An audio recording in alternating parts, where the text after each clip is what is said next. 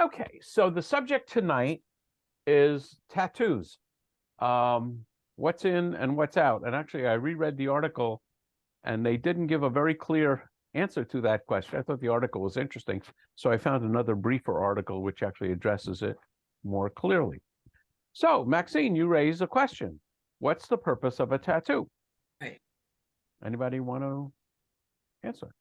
Well, it can identify what tribe you belong to. If you can, you can use it to identify. Well, it's a means of identification, really, or a means of honoring a god, or a means of being part of a tribe. It could be many different things like that, but it's usually identification. So, what would you say amongst people that are getting tattoos, in tattoo parlors today? Think it's advertising, permanent advertising. So they are. I'll broaden and maybe ask if you mean by that. There's a symbol they're putting on their body, and they want to be permanently identified with declaring that symbol. Is that a fair? Yeah, and I think it goes along with what Bryce said. It could be you're advertising your tribe, but even when I was growing up, the only people I remember having tattoos were guys in the Navy. Yeah, sailors. Oh, that's interesting. Right. And then it would have like an anchor, say, because that was a Navy symbol, and it would say mom. Yeah. Okay.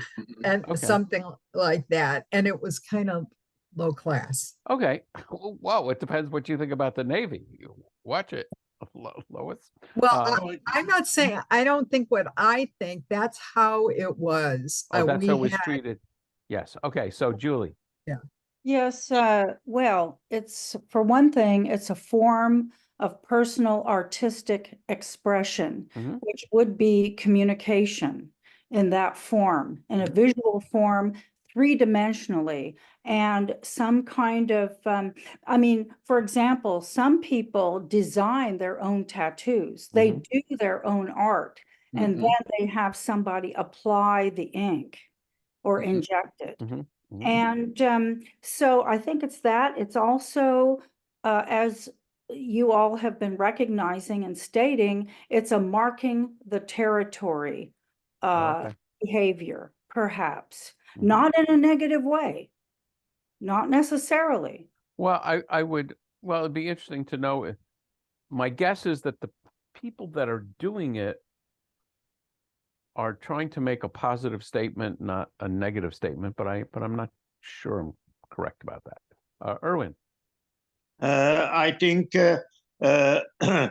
when somebody joins a gang and has a tattoo on it, and they feel if they walk down the street and people look at the tattoo, it's how you call it, not a respect, but a frightening message that don't mess with this guy because he belongs to this So I would say that's really, in essence, what Bryce is saying. It's tribal.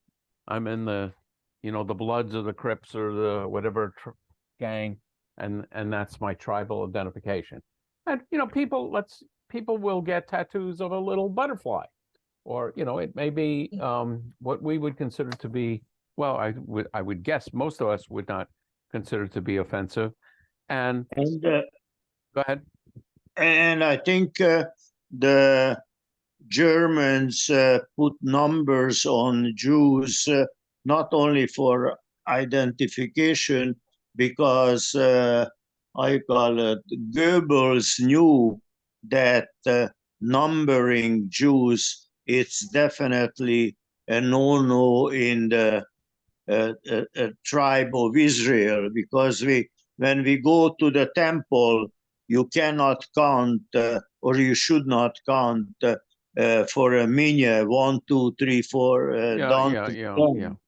Okay, so well, I doubt that was in Goebbels' mind for a couple of reasons. First, I think they numbered and tattooed all of the prisoners, and if my understanding is correct, I'm pretty sure this is true.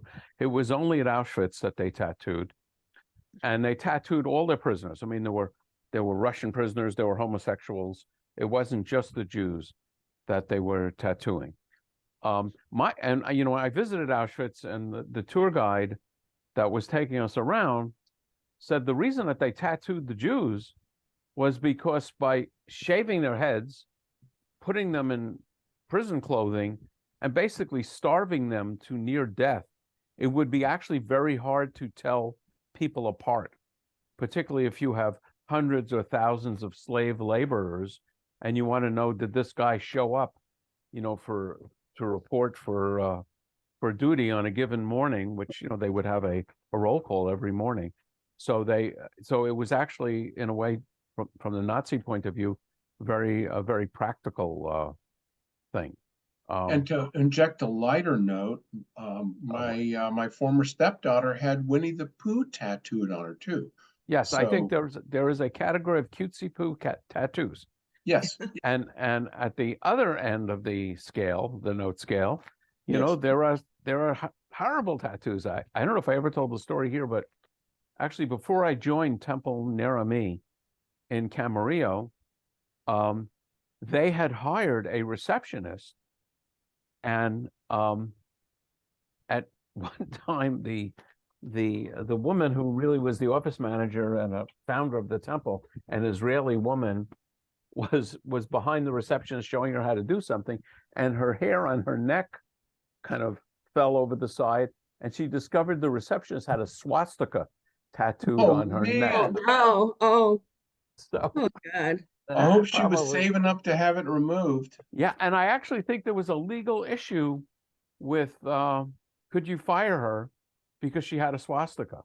I don't think it was straightforward. I think they actually bought her out. And in the same vein, I think I told this story, maybe not in this forum. As part of my job as a community rabbi, I would visit guys in jail. I'm trying to think if I ever met with women. I think I had, but mostly men in jail, many of whom were not Jewish, but who were interested in Judaism, often just because they thought kosher food was better. And if they said they wanted to have kosher food, they thought they needed to meet with a rabbi to make that request seem more palatable, shall I say. Sorry. But in fact, it turns out under the rules of Ventura County Jail, if you say you want kosher food, they will give you kosher food. If they catch you eating non-kosher candy or something, they will retract the kosher thing. That's a sideline, which you probably don't need to know. But I once met with a young man who was very intelligent. He did reading. I actually gave him a copy of my book. We discussed it. He discussed things at a very high and deep level, which reflected intelligence and understanding. This guy was covered, his head, what I could see of him, arms and head, with swastikas, skulls, snakes, and so on. And I remember at one point he said, he wanted to go to a synagogue. And so I said, once you're out, if you want to go to a synagogue, you have to tell me, and I will not only warn the synagogue that you're coming, but I will take you. Because if you just show up looking like you look, they're going to call the police. And I don't blame. So tattoos send a message, no matter whether the message is, I love the Navy or the Marines, or butterflies, or Winnie the Pooh, or mom, or in a sense, in prison, that can be camouflage. Okay, in other words, to make sure that it's like you're part of a gang of protection. Yes. Okay. Yes. That keeps you from being picked on. And that's what in other words, he doesn't mean any of it. That's just what he put on to be safe. Yeah. Well, I mean, he had these tattoos before he went to prison. These were he not. Did? Okay. These were not prison tattoos. Okay. Not that I'm an expert on the subject. Okay. Yeah, but it's actually, as Erwin said and you said, it's in a sense aligning with a tribe or a gang, which presumably has protective, both offensive and defensive characteristics. I look at tattoos as mutilating the body that God gave you. I don't think you have the right to mutilate your body. because God gave you your body. Okay, well, I would say, broadly speaking, you're now in line with Jewish tradition, and that certainly is one of the things that they talk about. And at the other end of the well, not the other end, but an interesting counterexample of that is circumcision in men, mutilation. I would say people that don't like circumcision would say absolutely it's mutilation. And the difference is circumcision is a mitzvah, it's commanded, and tattoos are an avera, is violating a commandment. Can I ask Maxine a question? Do you feel the same way about ear piercing? About what? Ear piercing. Thank I'm Ear not piercing. using that word. Pierced earrings, Maxine.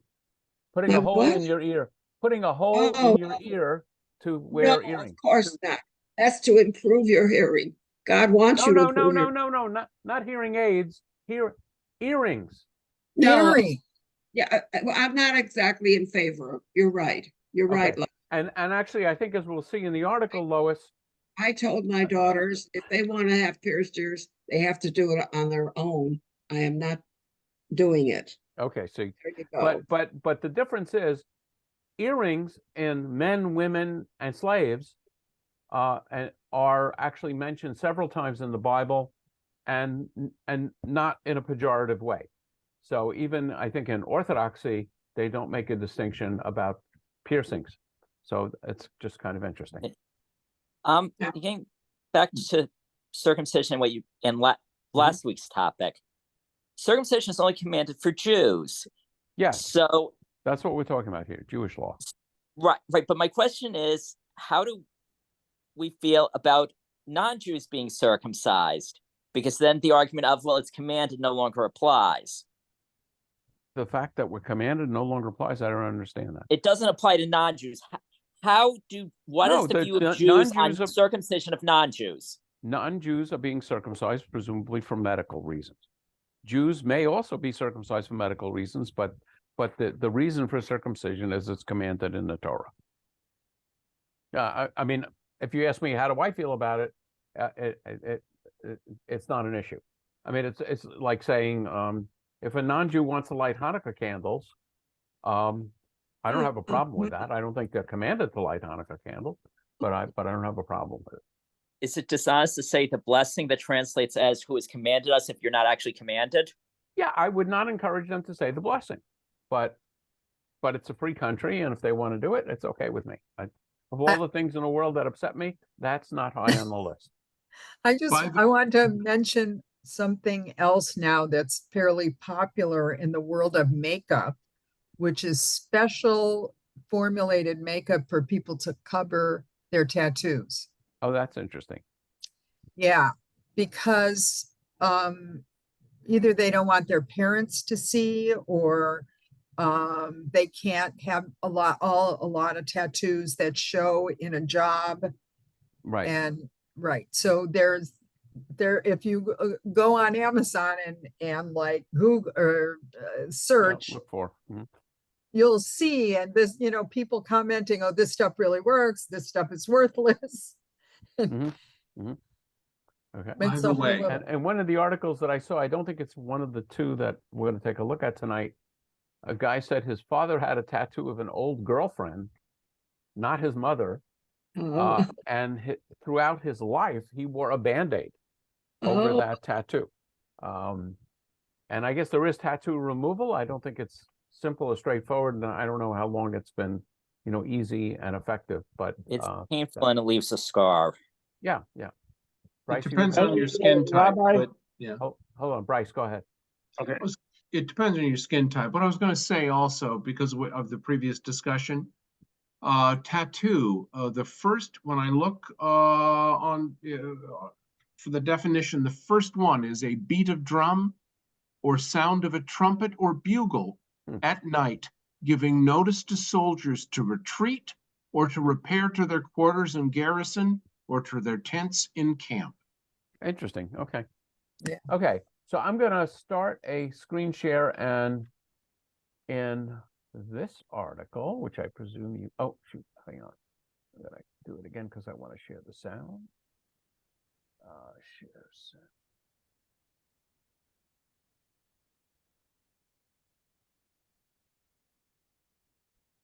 sound. In this article, which is from my Jewish Learning, the tattoo taboo in Judaism. So there's like a little 1-minute video on tattoos, which is worth taking a look at. Can you hear it? Yeah. Okay, thanks.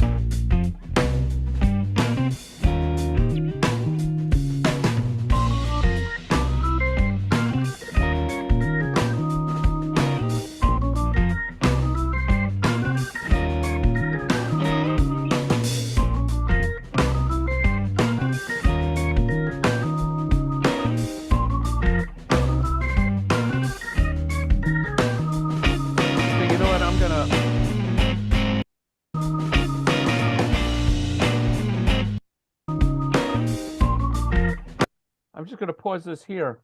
I think the single, so this is clearly a tattoos prisoners at a concentration camp. And I think it was really Auschwitz. And I believe the triangle was a homosexual prisoners. So it's I just noticed that. Wow.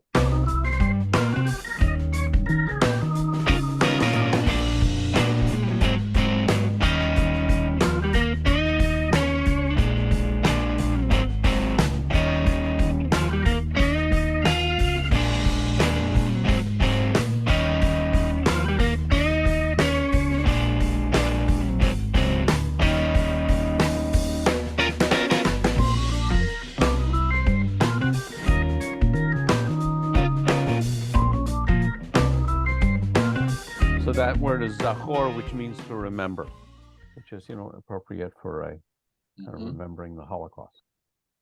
Okay, so we'll read this. This article is actually a pretty short one. And maybe we'll look a little bit at the article that I distributed. It's much more technical. So would someone like to read the tattoo taboo in Judaism? Can you? I can do it. Go ahead, Bryce. The tattoo taboo in Judaism. The Jewish world has a long-standing aversion to tattoos. Even among largely secular Jews, the taboo against body ink remains powerful, a disinclination attributed both to the tattooing of concentration camp inmates during the Holocaust Sorry, I want to make it. and the myth that tattooed Jews can't be buried in a Jewish cemetery.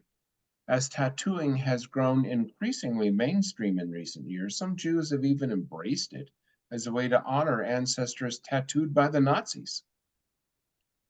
While some liberal Jews have taken a fresh look at the topic, across the range of Jewish thought and practice, tattoos are still overwhelmingly perceived as inconsistent with the teachings of Jewish tradition. Do tattoos violate Jewish law? Most rabbis say yes.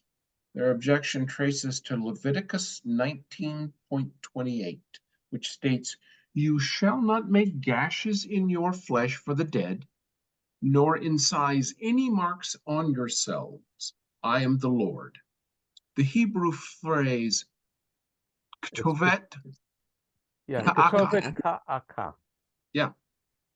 Ketovet ka'aka. Hereby rendered as incision is also sometimes translated as tattoo. According to the biblical commentator Rashi, the phrase refers to a kind of permanent, unerasable writing engraved on the skin. And so I just want to point out, this is Leviticus 19, which is called the Holiness Code. There is a chapter in Leviticus 19, which begins, "You shall be holy because I Adonai your God am holy." And it has, such memorable phrases as "love your neighbor as yourself" and so on. And then also has some very, very ritual issues like this. There is some debate about the source of this prohibition, but many commentators see it as rooted in a desire to distinguish Jews from idolaters. some of whose practices involve the marking of skin as a sign of devotion to pagan deities. As a result, some have suggested that the Torah's prohibition on tattoos is not absolute, but applies only to those markings associated with idol worship. However, Orthodox, conservative, and Reform authorities all agree that Leviticus and subsequent Jewish tradition reject the practice of tattooing outright.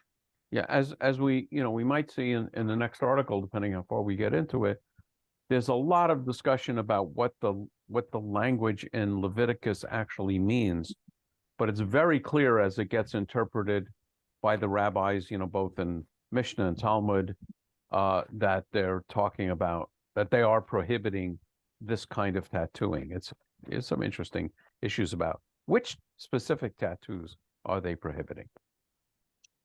Body piercing in Jewish law. Within the Reform movement, there are some signs of a more lenient approach.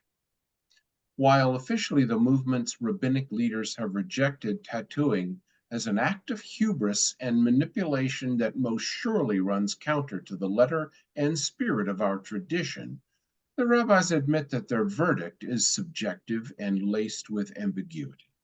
In 2014, Reform Judaism magazine ran a cover story on tattoos in which several Jews described their motivations for getting Jewish-themed body art.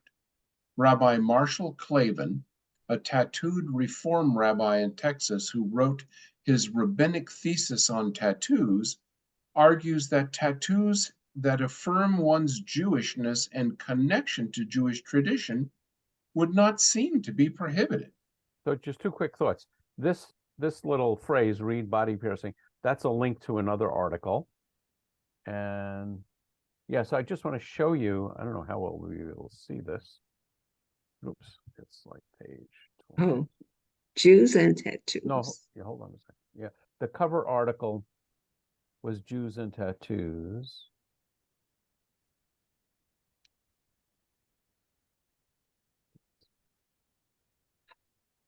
Yeah, so again, I know you probably can't see. Well, let's try it. You can see that. You can see this, right? The article. Sure. Okay. Yeah. So this is, if you look up Reform magazine tattoos, you will find this article quickly. And is actually, if you're really interested in the subject, there's a lot of information here, and sort of stories about people getting tattoos. I think that's the story that he mentioned about his father using a Band-Aid to cover a tattoo, honoring his grandfather, showing who I am, the body, and then why I'm not tattooed. So there's a lot of material. The biblical body is canvas. So if you really want to get a Reform perspective on that, that's where you can find it. I'm going to go back to the article. No, that's a different article. Okay. Yes. Okay. So, burial in a cemetery. Can I be buried in a Jewish cemetery if I have a tattoo? This is so common a misconception that it has seeped into the wider culture, referenced by Larry David in an episode of Curb Your Enthusiasm, and prompting even the New York Times to consider the question. It is totally false. Though some individual Jewish burial societies may decline to bury tattooed Jews, the practice does not appear to be a common one, and there is nothing in Jewish law that calls for denying a Jewish burial to an individual with a tattoo. Even the remains of Amy Winehouse, the heavily tattooed British Jewish singer who was cremated, another violation of Jewish law, after her death in 2011, were interred in a Jewish cemetery in London. Yeah. So, we put that one to rest. There are a lot of people who believe that if you have a tattoo, you can't be buried in a Jewish cemetery. I would say I've been asked this question at least a half a dozen times by young people who are considering getting a tattoo. And the answer is it is a bubimaisa, an old wives' tale. It's, there's lots of violations of Jewish law, and they don't exclude you from being buried in a Jewish cemetery. Yeah, eating bacon on your cheeseburger will not keep you out. Right. What about other Jewish rituals? Is having a tattoo grounds for exclusion? No. Rabbi Alan Lucas, the author of 1997 Conservative Movement Opinion on Tattooing, asserts that those who violate the prohibition on tattooing should still be permitted to participate fully in synagogue life. As a rule, transgressing a particular commandment does not result in one's exclusion from synagogue life. While some traditional communities might find it unseemly for a member with a visible tattoo to lead services or read from the Torah, there's nothing in Jewish law that requires someone to be excluded. It's not different than a person who's in violation of any prohibition in the Torah, Rabbi Mark Drach, executive president of the Orthodox Rabbinical Council of America, tells My Jewish Life. Oh. What about medical tattoos? Medical tattoos are used to indicate the bearer's medical condition or to identify a location on the body for a medical procedure. For cancer patients, tattoos are sometimes used to indicate the proper alignment of radiation equipment. When a life is at stake, nearly all Jewish laws can be violated, a concept called pikuach nefesh. Very good. In cases where there are alternatives, such as using markers, the permissibility of these types of medical tattoos is a matter of some dispute. However, if a tattoo is required for a life-saving procedure, it is permitted. Yes. Tattoos are also sometimes used following reconstructive surgery. After a mastectomy, for instance, doctors occasionally use tattoos to enhance the natural appearance of breast reconstruction. The Reform movement specifically exempted these kinds of procedures from their ruling opposing tattoos. Among Orthodox authorities, the legal ramifications of such procedures remain a source of debate, though there is support for the idea that radical disfigurement that impedes normal social interaction constitutes a kind of intense psychic pain that might justify suspending the prohibition on tattoos.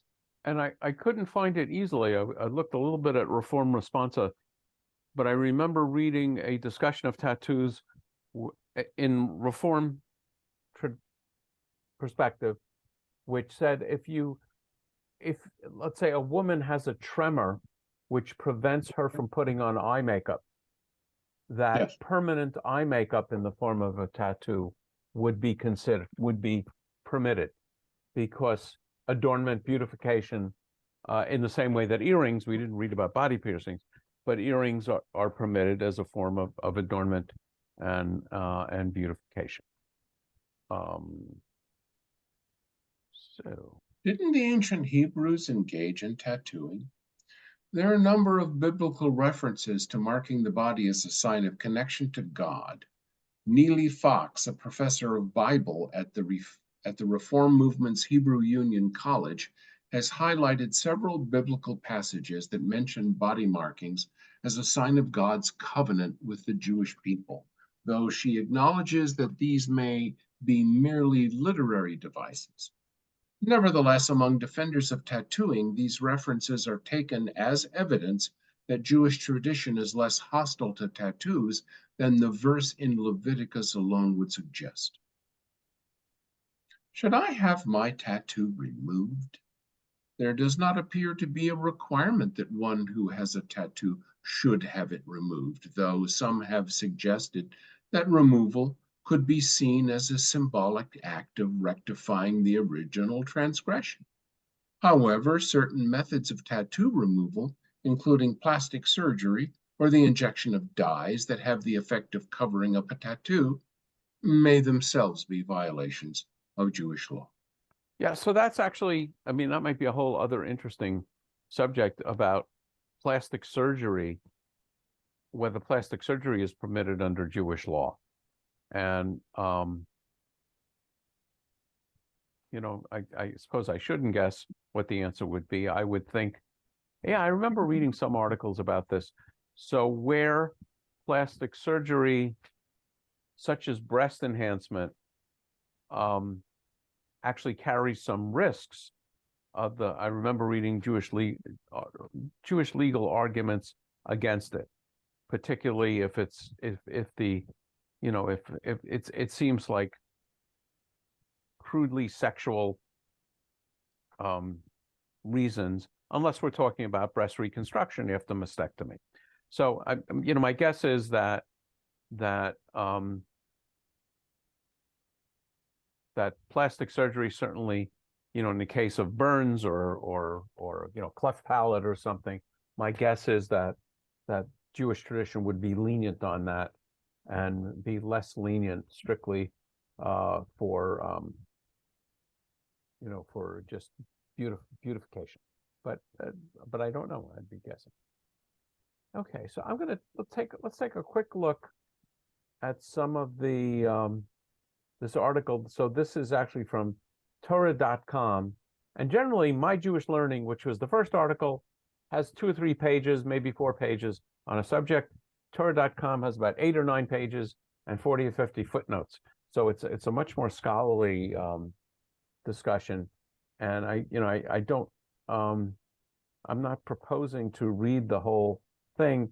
He talks about the incompatibility for his author, his parents and grandparents, and even the Curb Your Enthusiasm article. But it is interesting, and I think I'll just read this about the prohibition as it appears in Leviticus. So the longstanding Jewish antipathy to permanent body art is based on a passage that is part of a short set of laws in Leviticus that are concerned with 3 potentially interconnected topics: sorcery, death and mourning, body marking. The key phrase, which is, it's hard for me to actually read the vowels, kitova ka'aka, I believe, which I translate, the author, as incised writings, is unique. Doubtlessly, the word kitovat, from the root katav, to write, indicates some kind of writing, but the form of the verb is unique in this verse. Even more difficult is the word ka'aka, which is a hapex legomenon. Yay, your favorite word. Yeah, one of my favorite words, appearing only in this verse. Lexica, which I assume means looking at other languages, or for little help in the way of etymology or cognates, as the most likely roots for the term would be kuf vav or kuf ayin, are otherwise unattested in the Bible. Despite the seeming semantic and philological complexities of this word, all early interpreters agree that the expression prohibits tattoos. So he talks about the Temple Scroll, which is part of the Dead Sea Scroll, virtually replicates this phrase, but substitutes "you shall not write" for "you will place it on you." I mean, actually could. I'll just jump, I presume. Let's see. Can you see Leviticus 19 in Safari? Yes. Okay. Yes. Yeah. So here's actually the verse. Whoops, where is it? 28, I think. Yeah. You shall not make gashes in your flesh for the dead, or incise any marks on yourself. I am Adonai.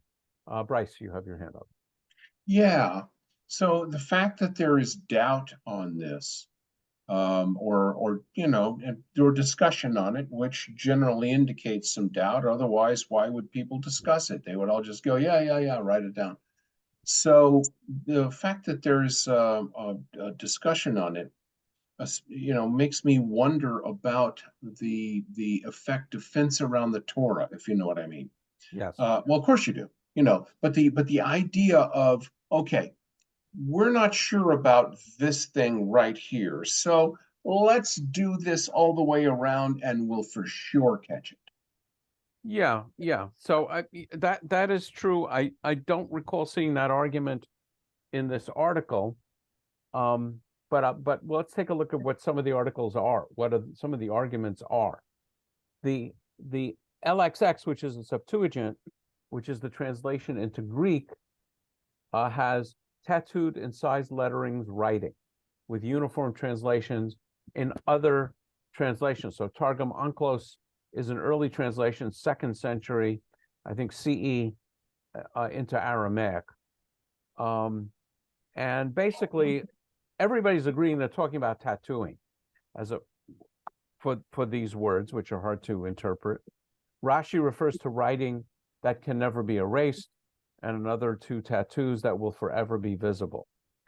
So the fundamental question that this article is going to address, it was still a little time, is whether the law forbids any and all tattoos, or whether the proscription is qualified.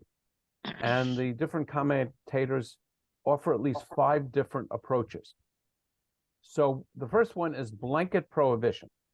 The Mishnah, I remember the Mishnah is 200 Common Era, an attempt by Rabbi Yehuda HaNasi to write down all of Jewish law, the critical elements of Jewish law. But Jerry, welcome. Yeah, the phrase is that tattoos that can be seen.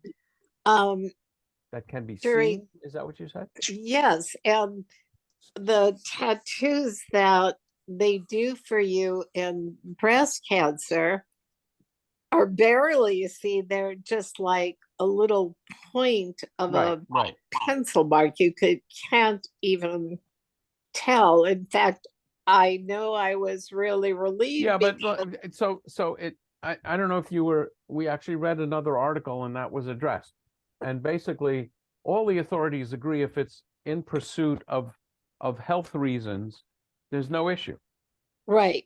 But that too, my hands started shaking, the neuropathy that extended hands and feet. I went ahead, not even knowing, thinking I was justified not knowing I was, because I could no longer put on eye makeup. Right. But so did you have eye makeup tattooed? Yes. Okay. And I said I came across a reform ruling that was permitted. My guess is that in the conservative and Orthodox world, they would be less sympathetic towards it. But I've seen it done in both. Yeah. So I think it depends on the woman, their rabbi, so many different things that, you know. It depends on how your rabbi interprets it and whether you pay any attention to how your rabbi interprets it. Right. I can tell you, people come to me and ask me questions of Jewish law all the time, and they really are going to do what they're going to do independent of what I say. Erwin. I understand that our forefathers didn't know that ink, which in modern time they called encre de Chine, Indian ink, is 100% loaded with lead, and it causes, for example, Indian ink. It's loaded with lead, and it affects the melanocyte I don't think this discussion has anything to do with that. Clearly, you shouldn't do anything. But now we know that it causes lymphoma and it causes melanoma. So why would we do it? That's a medical question I'm not competent to comment on. Right. No, but that's where the prohibition comes in. We shouldn't do it because it causes all these problems. Yeah, my guess is, but it's a guess, that there are ways of tattooing without using lead-based inks. I would be surprised if that's not true, but I don't know. I don't know anything about it. But anything that would cause a medical problem, you should not do to yourself under Jewish law. Yeah, right. First of all, nobody would license a tattoo parlor that used lead in the ink, Yeah, so I don't think we need to pursue that. Well, in any case, the thing I want to point out that so far, everything we're talking about is writing, as in words. Now, we don't say a thing here about pictures. And even in the Bible verse, it only is talking about writing. as Yeah, opposed yeah, to yeah. That's crime. it's a good point, and I don't know whether the rabbis pursue that, whether they're well. Anyway, let's actually take a look at while we Maybe still have some fence time. around the Torah might apply to that Yeah, same yeah, argument. yeah. But they're going to get more specific. So one issue is, it has to be both written and incised, so under the skin. So the Mishnah says if you write, but don't incise, I guess that's just an ordinary magic marker. It's not a problem. And if you incise but don't write, yeah, ka'aka lo katav, that's not liable. So the question is, what do we mean by write? Does katav include art, or is it strictly words? I actually don't know whether the Mishnah, what that means in the Mishnah, but it's a great point. I'm full of them tonight. The next point, which is the inviolability of the body, is really something that someone mentioned, that your body is made in God's likeness, and you shouldn't disfigure it. So there's an argument about that. They argue that the human body may not be marred or altered. This interpretation is not grounded well in the text, as the connection between tattooing and defiling the divine image is never raised or even hinted at in the context of the Bible's body marking, cutting, or shaving prescriptions. Yeah, we talked about this. Moreover, the wearing of ear and nose rings by men and women is widely mentioned without stigma or negative editorial judgment, and confirmed by archaeological finds. Most significantly, the concept of inalterable human physical perfection is applied anachronistically to the biblical worldview. Rather, it is a Hellenistic import, Greek, that would have penetrated Jewish consciousness no earlier than the post-Alexandrian Ptolemaic era. So now we're going to get into, I think, some things which you might find interesting. Another interpretation is also found in the Mishnah quoted above, that the tattoo is meant to address specific idolatrous practice. So Rabbi Shimon ben Yehuda from Rabbi Shimon says, they are not liable until they write God's name. As it says, do not put incised writing on yourself, I am Adonai. So here what they're doing, I'm actually going to jump back to Sepharia. So the text here is, they're saying it's almost, don't put any marks on yourself, quote, I am Adonai. So what this rabbi is reading it is, that's what you're prohibited to writing on yourself, Adonai's name. Okay. So he's pushing back against comprehensive tattoo prohibition, except instead he accepts the verse as only forbidding tattoos of the Tetragrammaton, the 4-letter name of God. Is the prohibition against getting a tattoo or against giving a tattoo? Is it the artist I don't know. the recipient?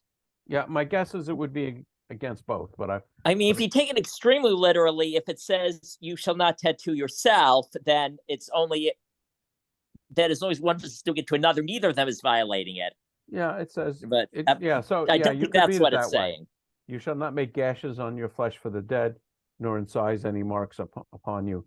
My guess is that Jewish law would say if you hire someone else to be your agent to do it, you are also liable, but that's a guess. Okay, so then another tradition is going to go in exactly the opposite tradition, opposite direction. The Babylonian Talmud, so we were reading Mishnah before, takes up the Mishnah's dissenting voice, but pushes the idea in the opposite direction, arguing that the prohibition concerns the writing the name of a deity other than Adonai. So this is Rav Acha, son of Rava, said to Rav Ashi, only if he writes, I am Adonai, he said to him, no. As Bar Kapara teaches, they are not liable until they write an idolatrous name. As it says, do not put incised writing on yourself, I am Adonai, and there is none other. So there's now two completely separate traditions about tattooing. One says the only thing that's prohibited is using the 4-letter name of God, and the other one says the 4-letter name of God is okay, names of false gods are not okay. I think there's a question mark, Rabbi. I'm sorry to disturb you.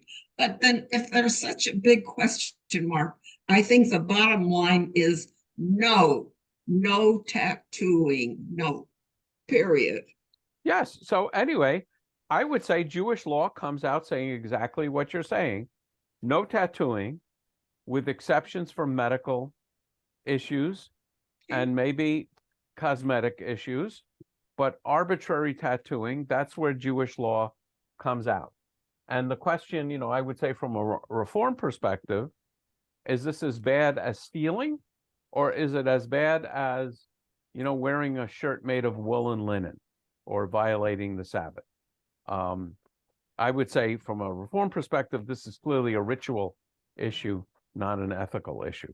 Bryce. A question. This last one came from the Babylonian Talmud, correct? Yeah, it's coming from the Talmud rather than the Mishnah. Okay. Basically, the Talmud is a discussion of the Mishnah. So here you have a rabbi in the Talmud arguing with the rabbi in the conclusion in the Mishnah. Okay, got it. Yeah, and it's conceivable that this was an issue for Babylon and not for Eretz Yisrael, but the Babylonian Talmud is the authoritative Talmud. Let's see. Now the other thing that you see in the phrase, the phrase begins, Leviticus 28 begins, "You shall not make gashes in your flesh for the dead." A sign of mourning was to cut yourself and whip yourself and so on. And we do that at a much less level of intensity by tearing garments or even tearing a ribbon. So now the rabbis are going to question, are they only prohibiting tattooing and making marks as a mourning ritual? I don't know, Bryce. Yeah, go ahead. Yeah, I still do. And it has to do with that phrasing here. And I realize we're reading English, okay? But yes. The fact, "You shall not make gashes in your flesh for the dead or incise any marks on yourself." And I connect those two thoughts together. So it's not just gashing your flesh for the dead, it's also incising marks for the dead. Right. And right. They're not forbidding all tattooing, they're forbidding incising marks for the dead. So that's the thrust of this whole section number 4. Is it really just a prohibition of these kinds of marks as a sign of mourning, or is it a general prohibition? And you do see it. I mean, I've seen tattoos of someone with a parent, a dead parent or a sibling or a spouse or something tattooed on them. Yes. Let's see. A remembrance. Yes, a remembrance, exactly. And so there's a lot of commentary on there. So here's a Italian scholar, 1800s. The reason for tattooing was to remember the beloved dead, and they would carve the person's name or picture on their hand or arm with a needle so that they would be before them always. And this is a bad practice. Oh, you'll be interested in the logic here, since it denies the survival of the soul after death. Since according to our faith, after a short time, we will see the other person again after death, we should not try so hard to have keepsakes, and those who are particular about this, to the point that they cause pain to their own flesh with this harsh act, show that they are not confident that they will see their departed loved ones again, and if so, they are deniers of the immortality of the soul. That's, until That's a Christian thought. No, it's not Christian. I mean, well, I mean, I don't know how much afterlife discussion that it's all right to infer. It's our right to infer? I mean, in other words, Judaism absolutely holds with the idea of physical resurrection, and that we will see our dead both in the afterlife and resurrected. That is a standard rabbinic teaching. That's where Christianity got it from. So this argument, I mean, it sounds Christian because resurrection is so central to Christianity. Exactly. But it's not a Christian argument in the sense that it's not being made by a Christian. Well, it sure isn't emphasized at all. Yeah, but instead of incising your flesh with their picture, couldn't you just carry a picture of them around with you? Yes, yes. I mean, you know, sometimes Yeah, you just so gotta, again, you gotta get on with living. And sometimes, you know, a daily reminder does not help you get on with your living. yes, yes, absolutely. Yeah. But again, this is an argument which I hadn't seen before, and that's why we read scholarly articles to see things we haven't seen before. And then they talk about the parallelism between the mourning part of the verse and the prohibition of Mark's part of the verse to suggest exactly what Bryce was saying, that they're really connected. So here is Baruch Schwartz. Boy, you can't get a more Hebrew Jewish sounding name than that. All four of the prohibitions are intended to warn against bodily mutilations done to honor the dead for the purpose of mourning or the cult of the dead. Let's see, I'm just looking for other. And then there's a whole long section here that in the Bible and also in, I guess, what we know about ancient practice, there was an issue of branding slaves. And, you know, you can argue even in Auschwitz that that's what they were doing. And so Jacob Milgram, a 20th century scholar, says instead of searching in vain for a mourning rite to explain the juxtaposition of tattooing to laceration, tattooing should be regarded as an independent prohibition aimed, perhaps among other objectives, at the abolition of slavery in Israel. And so he's gonna, or the article will then go into detail about, the history of marking slaves, and even references in the Bible that says this one will say, I am Adonai's, and this one will call the name Jacob, and this one will inscribe on his arm Adonai's, and adopt the name Israel. So the issue is, there's a bunch of discussions. Let me read it. The language here provides a direct Hebrew parallel to the Aramaic phraseology in the Elephantine document cited above, ownership indicated by the Lamed prefix. The Isaiah 44 passage can be understood in the light of the ancient Near Eastern custom mentioned above, in which cultic devotees are tattooed with the name of the deity. It wasn't what I was.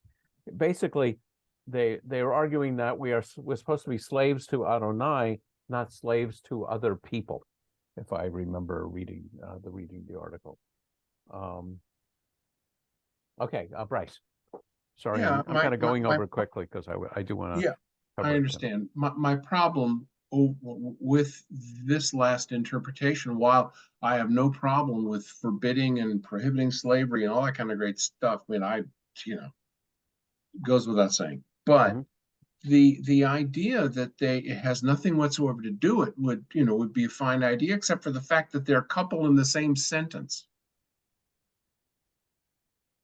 I think what the article is trying to explore is the original reasoning behind the prohibition.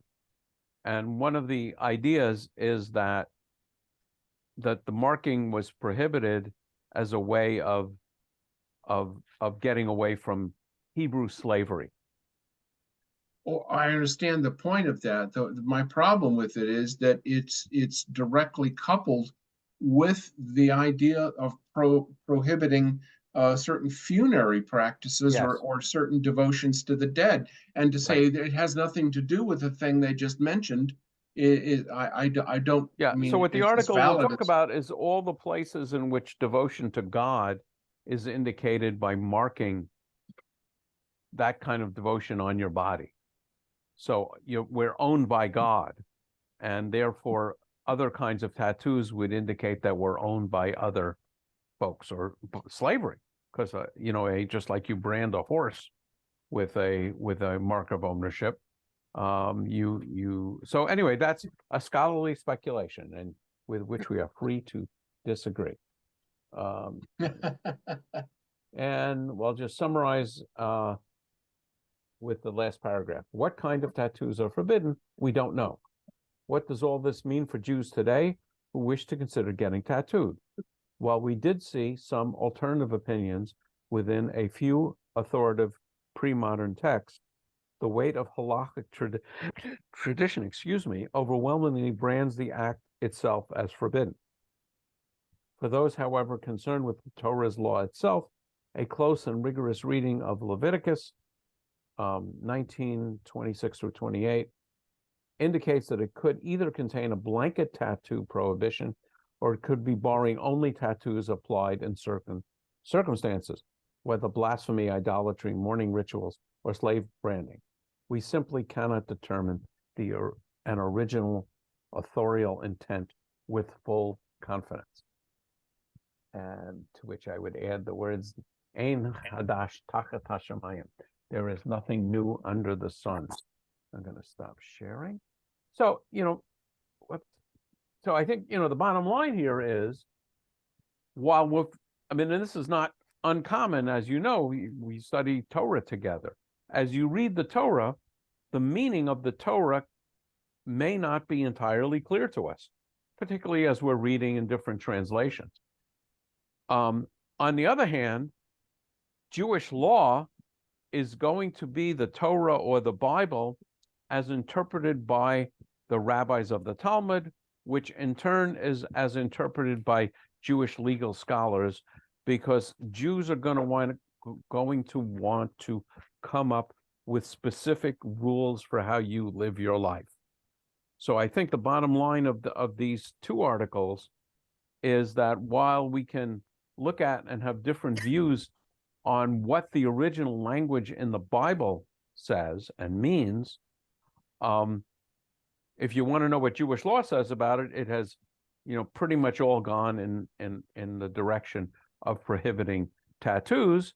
But as you saw, in the article in Reform magazine, you have Reform rabbis and Reform Jews, and probably conservative Jews as well, with a lot of tattoos. So in Reform Judaism, there's a phrase which we stole from the Reconstructionist movement, which is that Jewish law is voice, not a veto. Thank you. Yeah, voice, not a veto. Yes, thank you. A voice or a vote, not a veto. Yeah, a vote. That's it. Yes. Jewish law gets a vote, but not a veto. Yes, thank you both. Okay, any other comments? I can still repeat myself, Rabbi. There's a big question mark. Forget about it. Don't do it. Oh, that's interesting. But do you feel that way about using electricity on the Sabbath? No, there's no question mark about electricity. No, there is no. Why is there no question mark about it? It's prohibited. Definitely forbidden. That's like work. You're not working on the Shabbos. Well, electricity is determined by the rabbis as working. Yes, so that's why it's forbidden. Yeah, yes. So you don't use electricity on the Sabbath? No. Okay. Well, they're consistent. I applaud that. Okay. So and that really is the spirit of what Bryce calls making a fence around the Torah. If you have a question about it and you can get through your day without it, don't do it.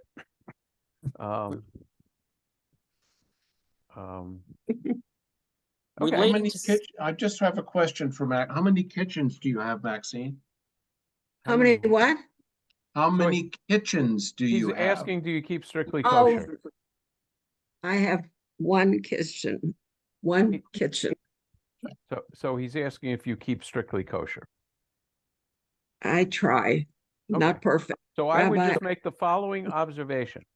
The standard quote on this is, who is a, ultra-religious lunatic, someone who obeys one more mitzvot than I do, and who is a heretic, someone who obeys one less mitzvah than I do.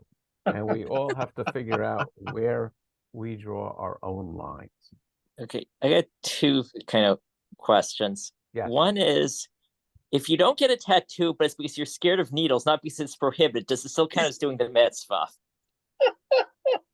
Well, the mitzvah is not to get a tattoo. So if you don't get a tattoo, you're complying with the mitzvah. Okay. The other question is, and this relates to something I asked earlier, is it permissible for a Jew to tattoo a non-Jew?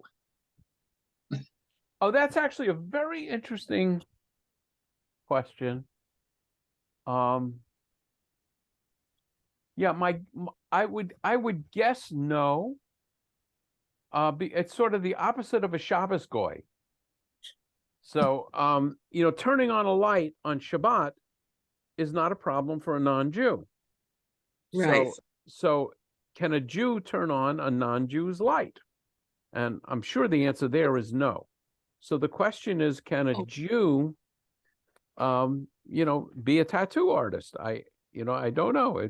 I'm not sure how successful you would be as a tattoo artist if you yourself had no tattoos, but that's a different question. There's a lot of material on whether you're allowed to profit by prohibited things. So there's discussion about whether you're allowed to, say, buy and sell pork, and all kinds of things like that. And again, I would say it's not something that I get involved in as a Reform rabbi, but I do think, talk to your Chabad rabbi and see what he says about that. My guess is your Chabad rabbi would not be crazy about you opening a tattoo parlor. Well, that raises an interesting question. What is the prohibition? One more. What is the language of the prohibition again? You shall not what? Yeah, but you're looking at Torah, but Jewish No, law. I understand. I'm just wondering if it's only that Jews are forbidden to do it to themselves, or to have done to them. Yes. So the language is to do it to yourself. Mm-hmm. So then that raises two questions. Mm-hmm. Can you have somebody do it to you under the law? And can you do it to somebody else? Mm-hmm. My guess is that Jewish legal authorities would prohibit both of those. And you can argue that they're putting a fence around the Torah, but putting a fence around the Torah is a real thing. It's not. I understand that. I wasn't making anything facetious. Yes. I'm being quite serious about Yes. that. It is in a desire to make sure that one does not offend and one does not cross a boundary without intending to do so, which is why total prohibition against milk and meat, when the only thing in the Torah is a single sentence about boiling a kid in its mother's milk. Right. I remember once. It's actually it's 3 sentences, not a single sentence. Yeah. It's repeated more than once. It's repeated 3 times. I worked for an Israeli company in alternative energy and solar energy. And, there were projects due and proposals to write. And I remember one time basically staying up most of the night doing some work for this company. And particularly since the company was based in Israel, it was a very interesting situation, where our daytime was their nighttime and vice versa. So sometimes to have meetings, it was hard to do it somebody's going to be losing sleep. And I remember, the president of the company, who was a pretty serious Jew, would say, that robbing someone's sleep is a very serious offense because you can never pay it back. So even though it was my decision to work through the night, it was his company and the need to do this work for the company that caused that to take place. And I always, I thought it was very interesting that he clearly felt that he was, violating Jewish law by having us do it. And I think I remember a discussion where he said it was even true of non-Jews. So, and actually I remember, while I'm free associating here, a reform legal decision about a synagogue is building, a new building. Should you allow non-Jewish workers to work on that construction on Shabbat? That's the question submitted to the responsive committee. And they came up with what I thought was a very interesting answer. And they said, if you are actually directing their work, if you are basically serving almost like as a general contractor and Mhm. say, the plasterers are going to come on this day, the plumbers are going to come on that day, and you're organizing that. You cannot, this is a reform responsum, you cannot order non-Jews to work on the Sabbath. But the answer was, and I just found this distinction very interesting, if your relationship with the building is build me a building, and get it done by April of next year, and it's up to the company to determine its own schedule, then that would not be a violation. It might be, visually offensive to go to people going to synagogues and they're building a new building next door on Shabbat. But anyway, I thought that was an interesting distinction. Excellent. Okay, I am going to take the rest of the night off. So, next time, I think I actually picked a subject, and now I can't remember what it was. So let me take a quick look. Writing yes, I think next time we're going to discuss the most ancient blessing in Jewish tradition, the Birchat Kohanim, the priestly blessing, and just this whole idea of blessings, or what do blessings mean. So I think that's kind of an interesting subject. And those of you that also find it interesting, we'll see you next week. I think I mentioned here the discussion we had a week ago on what do Jews require of non-Jews. It was about the Noahide laws. And also, do non-Jews get into heaven according to Judaism? As you know, I publish these on YouTube. That discussion has had over 1,000 views on YouTube in the last week. And I'm almost at a loss to understand why. Except I think, it's a catchy title. And also actually a pretty interesting discussion of 50 or 60 comments back and forth. And I'm replying to lots of comments. Some of them are sort of, well, we Christians believe this. We don't care what you think. So they're not all, particularly nice. Not all worthy of reply. Right. But anyway, it's just amazing to me. I guess it's just the power of the internet. That, usually I get 20, 30, 50, 60, sometimes views. I'm sure some of those views are people that look at it and after 3 seconds, shut it off. But this is well over 1,000 views in a week. So, well, when you start multiplying really tiny numbers by huge numbers, sometimes you end up with something that isn't small anymore. Right, which is why you have telemarketers. Yes. So on that happy note, I will wish you all a good evening. Good night, Rabbi. Good night, everyone. Good night. Take care.